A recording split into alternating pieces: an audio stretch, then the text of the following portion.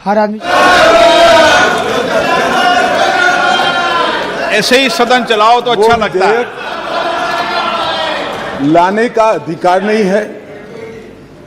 संविधान के तहत संसद की कॉम्पिटेंसी पर भी सवाल उठाए गए हैं और दूसरा ये मुद्दा उठाया गया कि विधेयक जो लेकर मैं इस सदन के सामने उपस्थित हुआ हूं, वो विधेयक सुप्रीम कोर्ट के जजमेंट के भावनाओं के विरुद्ध है। मान्यवर, सबसे पहले मैं यह दोनों चीजों का बहुत डिटेल जवाब देना चाहता हूं, क्योंकि उस वक्त जब मैं खड़ा हुआ विपक्ष का मूड सुनने का नहीं था, आज कुछ अच्छा भी मूड दिखता है। तो मान्यवर, जब तक कॉम्पिटेंसी का सवाल है,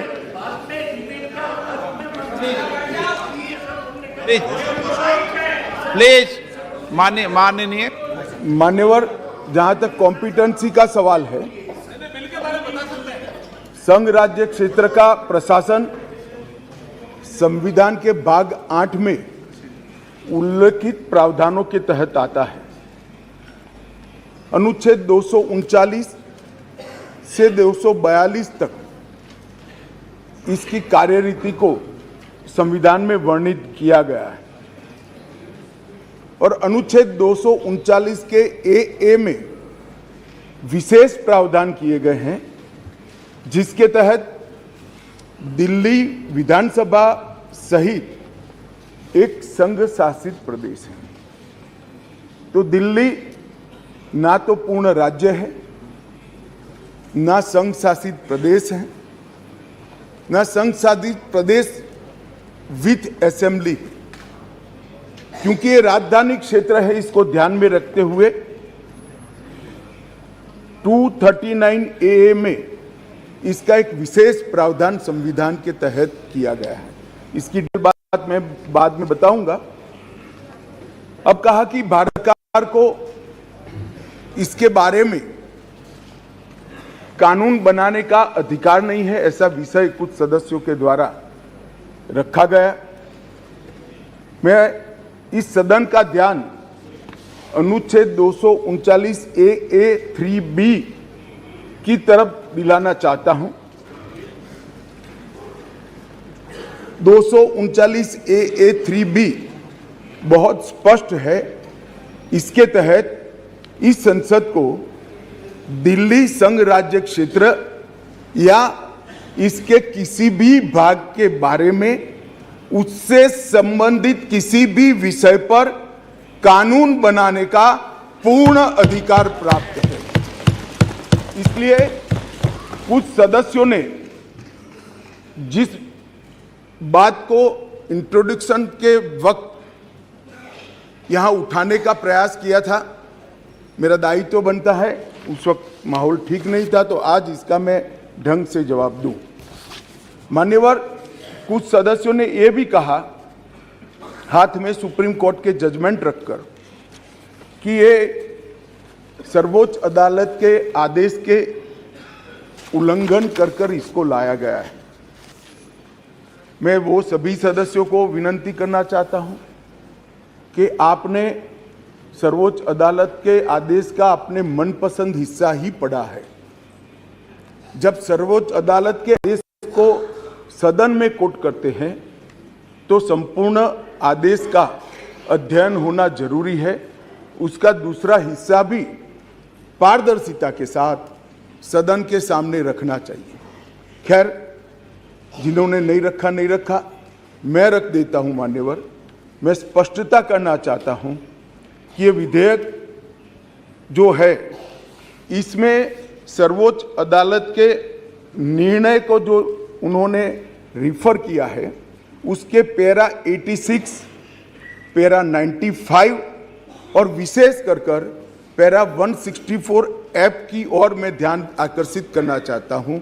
उसमें स्पष्टता से कहा है कि संसद को 239 ए के तहत दिल्ली संघ राज्य क्षेत्र के किसी भी विषय पर कानून बनाने का अधिकार है। ये अदालत ने अपने जजमेंट के अंदर बहुत स्पष्ट कर दिया है।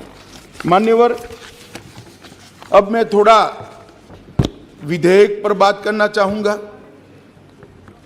दिल्ली शासन, इसकी एक ऐतिहासिक पृष्ठभूमि है। मान्यवर, दिल्ली की स्थापना 1911 में अंग्रेजों के शासन के द्वारा महरौली और दिल्ली दो तहसीलों को पंजाब प्रांत से अलग कर बनाई गई। 1919 और 1935 में ब्रिटिश सरकार ने चीफ कमिश्नर प्रोविंस का नोटिफिकेशन किया और दिल्ली को चीफ कमिश्नर प्रोविंस के तहत रखा गया। आजादी के बाद पट्टाभी सीतारामैया समिति दिल्ली को राज्य स्तर का दर्जा देने की सिफारिश की थी। हालांकि जब सिफारिश संविधान सभा के समक्ष आई, मेरा विपक्ष के सदस्यों को विनम्रता से अनुरोध है कि इस बात को जरा गौर से सुनेगा। पट्टाभी सीतारामैया समिति की सिफारिश जब सदन के सामने आई, तब पंडित जवाहरलाल नेहरू जी, श्रीमान सरदार पटेल, राजा जी, राजेंद्र प्रसाद और डॉक्टर अंबेडकर जैसे नेताओं ने इसका विरोध किया कि ये उचित नहीं होगा कि दिल्ली को पूर्ण राज्य का दर्जा दिया जाए। मैं फिर से एक बार रिपीट करता हूं, किसने विरोध किया था? पंडित नेहरू ने किया था, सरदार पटेल ने किया था, राजा जी ने किया, राजेंद्र प्रसाद जी ने किया और अंबेडकर जी ने भी इसका विरोध किया था।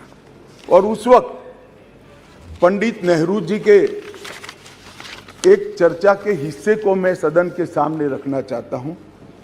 2 साल पहले सदन ने एक समिति, सीतारामैया समिति की नियुक्ति की और अब जब रिपोर्ट आया है तब दुनिया बदल गई है, भारत बदल गया है और दिल्ली काफी हद तक बदल गई है।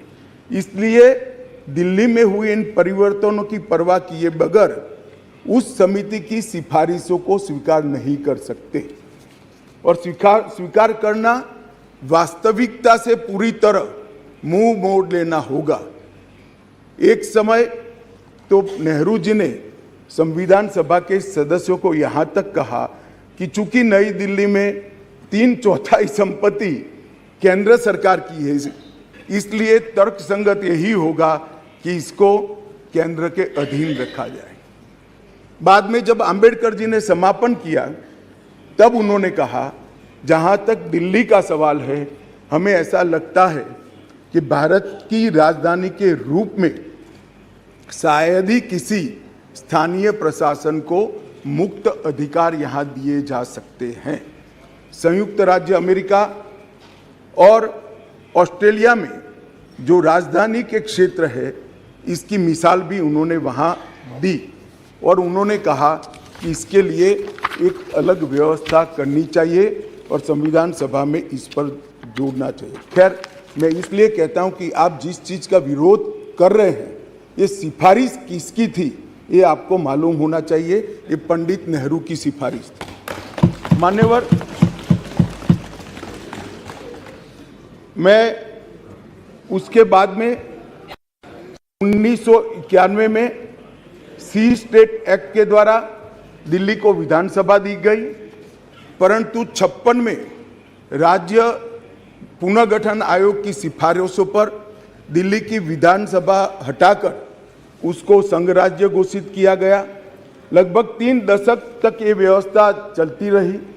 87 में सरकारिया कमेटी बनी, जो बाद में बालाकृष्णन कमेटी के रूप में जानी गई और 91 में 69वां संविधान संशोधन किया गया और इसके बाद दिल्ली राजधानी राज्य क्षेत्र शासन अधिनियम 1991, जिसमें मैं आज संशोधन लेकर आया हूं, इसको इस महान सदन ने पारित किया गया और वही विधेयक के अंदर, संविधान संशोधन के अंदर 239A जिसका मैंने जिक्र किया, उसमें इस संसद को राजधानी क्षेत्र के किसी भी हिस्से के लिए और किसी भी कार्य के लिए कानून बनाने के लिए संपूर्ण अधिकार संसद को देने का काम किया गया।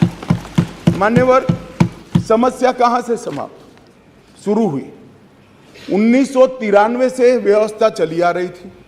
कभी भारतीय जनता पार्टी सत्ता में आई, कभी कांग्रेस पार्टी ने शासन किया, कभी ऊपर कांग्रेस का शासन था तब हमारी सरकार थी, तो कभी ऊपर कांग्रेस की सरकार थी तब नीचे हमारा।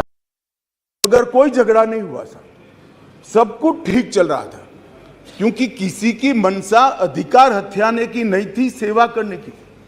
कांग्रेस पार्टी ने भी भाजपा के साथ झगड़ा नहीं किया, भाजपा ने भी कांग्रेस सरकार के साथ झगड़ा नहीं किया, और बहुत अच्छे से चल रहा था, कोई डिस्प्यूट नहीं, कोई झगड़ा नहीं। 1915 में स्थिति बदली और यहां 2015 में यहां स्थिति बदली और यहां एक ऐसे दल की सरकार आई जिसका मकसद, मुझे कोई झिझक नहीं है कहने में, जिसका मकसद सेवा करना है ही नहीं, झगड़ा करना। माननीय अध्यक्ष जी अनेक पार्टियों के मुख्यमंत्री रहे, अनेक पार्टियों की मिलीजुली सरकार रही, शुद्ध रूप से सरकार रही, मगर राष्ट्र सेवा करने में और जन सेवा करने में किसी भी पार्टी को कोई दिक्कत नहीं आई। मैं बाद में बात करूंगा क्या दिक्कत है, वो उसकी भी डिटेल बात करूंगा, प्रॉब्लम क्या है। प्रॉब्लम ट्रांसफर पोस्टिंग के अधिकार का नहीं है, विजिलेंस को कंट्रोल में लेकर बंगला जो बना दिया है, इसका सत्य छुपाना है। जो भ्रष्टाचार हो रहा है, इसका सत्य छुपाना है। मान्यवर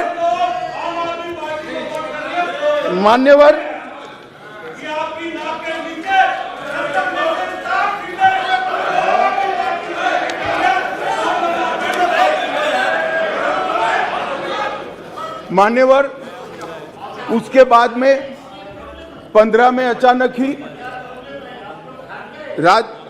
दिल्ली राज्य सरकार ने एक विषय सर्कुलर निकाला जिसमें उन्होंने ट्रांसफर पोस्टिंग के अधिकार अपने हाथ में लिए। केंद्र सरकार ने एक नोटिफिकेशन निकाला, उसको हाई कोर्ट में चैलेंज किया गया। हाई कोर्ट का फैसला केंद्र सरकार के पक्ष में आया, इसको सुप्रीम कोर्ट में चैलेंज कर दिया गया, उसमें खंडित जनादेश आया, फिर संविधान पीठ बनी। संविधान पीठ ने कुछ फैसले कर नीचे फिर से 2 जजों की बेंच को दिया, उसमें भी सहमति नहीं बन पाई, और फिर से संविधान पीठ बनी जिसने अभी फैसला दिया। मान्यवर वो जो इंटरप्रिटेशन है, वो इंटरप्रिटेशन उन्होंने कानूनी और मॉरल दृष्टि से नहीं किया। उन्होंने इंटरप्रिटेशन कानून की स्थितियों का करते हुए ये कहा है कि फिर भी दिल्ली देश की संसद को और भारत सरकार को दिल्ली संघ राज्य क्षेत्र के लिए हर प्रकार का कानून बनाने का अधिकार है। वो अधिकार का उपयोग कर एक वटहुकम, एक नोटिफिकेशन निकाला गया, और वो नोटिफिकेशन इसलिए निकालना पड़ा कि संसद उस वक्त काम नहीं कर रही, मतलब संसद बैठी नहीं थी, बैठकें चल नहीं रही, तो नोटिफिकेशन निकला और संसद सत्र के अनुपस्थिति में जो नोटिफिकेशन निकला, इसको मैं यहाँ लेकर आया हूँ, जो आज सदन के चर्चा के लिए मैंने आप सबके सामने रखा है। मेरा सभी पक्ष के सदस्यों से विनती है कि चुनाव जीतने के लिए, किसी समर्थन हासिल करने के लिए, किसी पक्ष का विधेयक का समर्थन करना या विरोध करना, ऐसी राजनीति नहीं करनी चाहिए। नए गठबंधन बनाने के अनेक प्रकार होते हैं। नया गठबंधन बनाने के अनेक प्रकार होते हैं। विधेयक और कानून देश के भले के लिए लेकर आते हैं। इसका विरोध या इसका समर्थन भी देश के और दिल्ली के भले के लिए करना चाहिए। अगर हमारी राजनीति में थोड़ी स्वीकृति कम है तो सबको मिलाना है। दिल्ली का जो होना है वो हो, जितना भ्रष्टाचार होना है वो हो। मंत्री कुछ भी करे, मुख्यमंत्री करोड़ों के बंगले बनाए, मगर हम विपक्ष में रहते हुए समर्थन करेंगे, क्योंकि हमें गठबंधन बनाना है। इस तरह से नहीं सोचना चाहिए। मेरी अपील